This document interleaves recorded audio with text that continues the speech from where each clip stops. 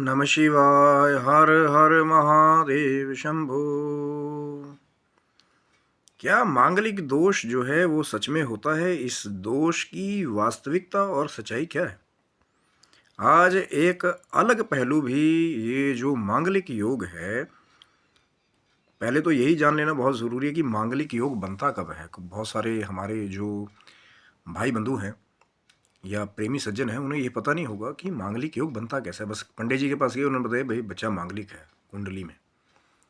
कि पराशर जी के अनुसार, अब मैं जो हमारी गॉड बुक है उत्तर भारत की, जो ऑथेंटिक है, मैं उसके बारे में ही आपको बताऊंगा। बृहत जात का होरा शास्त्र, पराशर जी वाला, बहुत कुछ है। अगर ढूंढना चाहें तो ज्योतिषीय बहुत सारे सूत्र मिलेंगे कि मंगल ग्रह जब पहले घर, चौथे घर, सातवें घर, आठवें घर और 12वें घर में आ जाए तो इसे मांगलिक योग कहा गया। अब ये अलग अलग उसकी डिग्रीज कितनी है, कौन सी राशि में बैठा है, योग कारक है लगन के अनुसार या नहीं, इसलिए लगन को पहला घर दिया गया, बहुत इंपॉर्टेंट है। अब लोग D9 chart, Navamsa chart detail में देखना वो अलग बात है, लेकिन बेस तो लगन चार्ट ही है ना, लगन।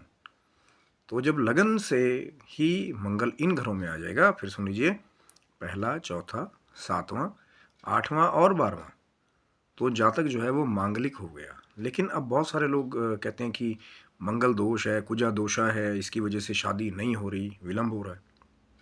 लेकिन जो दूसरा पहलू है, जो पॉजिटिव पहलू है इस चीज़ का, वो ये है कि मांगलिक का मतलब कभी भी जो है वो अमंगल करने वाला नहीं है। सिर्फ डिफरेंस क्या है कि जो ऊर्जाएं हैं, ऊर्जाएं जो है वो मांगलिक जातक की ज़्यादा होती हैं। जैसे कि जो लगन लगन में मंगल आ जाए तो ऊर्जाएं बहुत लेवल पे ज़्यादा होती हैं। हाँ, अब स्थिति कहाँ बदलती है? अगर कुंडली में मंगल ग्रह योग कारक नहीं है, कि मारक है या विपरीत है, तब वो गलत प्रभाव देने का ज़्यादातर काम करता है। और वहाँ पे ही कई बार जो है फिर जैसे विवाह में देरी, लड़ाई झगड़ा इत्यादि भी, अगर ये उग्र जो ऊर्जाएं हैं, अगर बैलेंस नहीं किया जाए। अब बैलेंस करने के बहुत सारे उपाय भी हैं, और करना चाहे कोई तो जहाँ चाह वहाँ राह, सब कुछ कर सकता है। कई जगह तो आपने देखा होगा कि कई ज्योतिष ये प्रमाण देते हैं कि फिर चांदी में जो है सुच्चा मोती या जो पर्ल है, मोती जो है, वो धारण करवा देते हैं कि थोड़ा सा जो है ठंडक रहे। लेकिन अब उस चार्ट में ये भी देखना बहुत ज़रूरी है कि कहीं चंद्रमा जो है वो नीच का तो नहीं है, कि वही जो है वो काम खराब कर रहा हो, या चंद्रमा जो है लगन के विपरीत तो नहीं है, मारक तो नहीं है। बहुत सारी बातें, इसलिए मैं हर बार कहता हूँ कि कुंडली का विवेचन, ग्रह कहाँ बैठे हैं, कभी एक दूसरे को देख करके कि उसको सूट कर रहा है, उसको तो फ़ायदा होगा, उसने हाथ में डाला हुआ है। लेकिन आपका जो पर्सनल जो लगन चार्ट है, वो फिर अगली डिटेल है, फिर नवामशा में कितनी जो डिग्री वाइज कितना उसमें इलेबोरेटी है, वो अलग बात है। पर लगन चार्ट में ग्रह कौन सा योग कारक है, कौन सा फ़ायदा देने वाला है, कौन सा मारक है, ये सारी जजमेंट करने के बाद ही एक तरह से कंक्लूजन पे आएंगे कि कुंडली में जो आपका मंगल है वो आपको पॉजिटिव रिजल्ट देने वाला है, फिर उसको बढ़ाना है, या नेगेटिव रिजल्ट देने वाला है। क्योंकि वहाँ फिर वैदिक पूजा भी मंगल ग्रह की कर सकते हैं।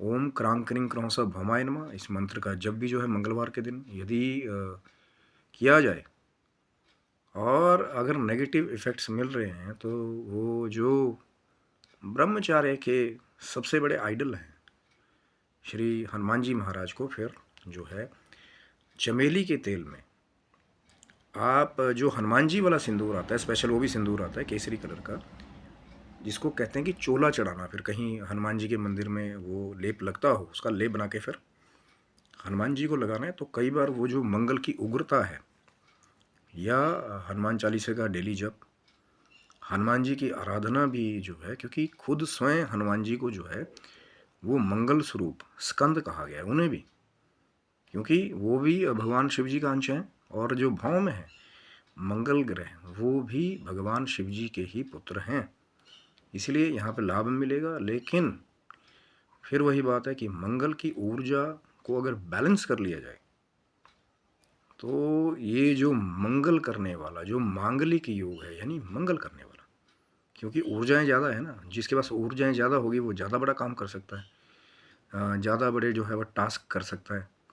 तभी ज़्यादातर जिनकी कुंडलियों में कई बार 10वें घर में या अच्छे स्थानों पे जब मंगल प्रबल होकर आ जाता है तो ऐसे लोग मिलिट्री सर्विसेज में भी सर्व करने का काम करते हैं, क्योंकि सिर्फ लड़ाई का योद्धा नहीं है मंगल, एक पॉजिटिव लड़ाई का योद्धा भी है, क्योंकि योद्धा है और लड़ने की क्षमता जो है मंगल के पास है। लेकिन अब ये अलग अलग बात है कि लड़ाई कहाँ हो रही है, कि लड़ाई बॉर्डर पे हो रही है या लड़ाई घर पे हो रही है। इतना सही डिफरेंस है, जहाँ समझ लेंगे कि कहाँ कुंडली के हिसाब से मंगल की पॉजिटिविटी है, कैसे उसको बढ़ाना है, और कहाँ नेगेटिविटी है। तो ये जो मांगलिक दोष वाली जो बातें हैं कि हाँ, ऊर्जाओं के साथ ऊर्जा मैच करना बहुत ज़रूरी है, इसीलिए शास्त्रों में कहा गया कि मांगलिक की शादी जो है वो मांगलिक के साथ की जाए। लेकिन अगर मांगलिक नॉन मांगलिक से भी करना चाहे, उसका भी उपाय दिया ऋषि मुनियों ने कि कुंभ विवाह जो है, चाहे मिट्टी के पॉट के साथ, चाहे भगवान विष्णु की मूर्ति के साथ, वो पहले से ही एक रेमेडी जो है, एक उपाय जो है ऋषि मुनियों ने दिया है कि आपका जो वो जो दोष के रूप में अगर मंगल की वजह से कुंडली में कोई योग बन रहा है तो वो दूर हो जाए। कि पहले विवाह किया, फिर मिट्टी के पॉट को फोड़ दिया, या कई जगह केले के पेड़ से शादी कराते हैं फिर उसको काट देते हैं। तो फिर ये कहा जाता है कि पहला लगन जो है वो लड़की का या लड़के का ख़त्म हो गया, फिर दूसरे लगन में फिर यथावत जो है, चाहे नॉन मांगलिक से शादी का उपाय जो है वो दिया गया है। कई जगह तो इस दोष का निवारण के लिए माँ सीता के विवाह का भी कई कई जगह विवरण मिलता है कि इस दोष के निवारण के लिए उन्होंने भी जो है वो कुंभ विवाह को पहले परफॉर्म किया था। हरि अनंत हरि कथा अनंता, कई संतों के द्वारा अलग अलग जानकारियाँ मिलती हैं, लेकिन जब सर्च किया जाए तो असली क्या है कई बार बड़े गूढ़ रहस्य मिलते हैं। तो मांगलिक या कुजा दोषा या मंगल दोषा की अलग अलग जो है एक अभिव्यक्ति है, विवेचन के बाद ही उस पर पता लगे कि मांगलिक दोष है या नहीं है।